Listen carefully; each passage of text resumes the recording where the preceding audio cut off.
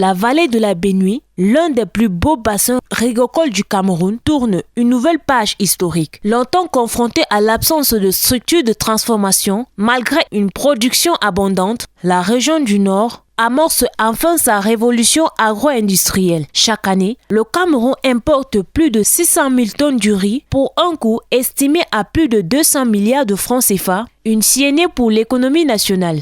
Mais à Garoua, la tendance s'inverse. Dans l'arrondissement de Garoua 3e, la nouvelle usine Moufat Agro-Industrie a été solennellement inaugurée par le ministre de l'Agriculture et du Développement rural, Gabriel Mbairobe. Une infrastructure stratégique qui s'inscrit pleinement dans la SND 30 en droite ligne avec la vision de développement et d'industrialisation prônée par le président de la République, son Excellence Paul Biya. Premièrement, d'abord dans l'import-substitution, dans le contexte de l'import-substitution.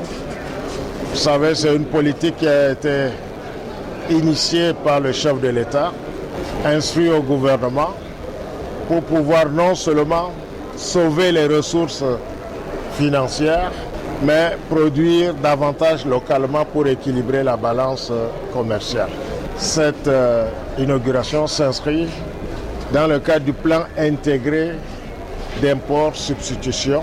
Avec une capacité de transformation de 60 tonnes de panzi par jour, soit près de 18 000 tonnes par an, l'usine Moufat Agro-Industrie marque un tournant décisif. Son produit phare, le riz Malika, vient non seulement créer des emplois, mais aussi réduire le coût du riz, limiter les importations et préserver les devises du pays. Concrètement, ces usines permettent d'absorber jusqu'à 40% de la production rizicole dans sa zone d'influence, de réduire les pertes post-récolte estimées auparavant à plus de 20%, d'améliorer les revenus des producteurs de 20 à 30%. La cérémonie s'est déroulée en présence du gouverneur de la région du Nord, des autorités administratives, des élites, ainsi que des fils et filles de la région, venus inscrire cette initiative en lettres d'or dans l'histoire économique locale. Un appel fort est lancé aux entrepreneurs et aux élites du Nord. Investir, transformer localement et faire de l'agro-industrie un levier durable contre le sous-emploi et la pauvreté.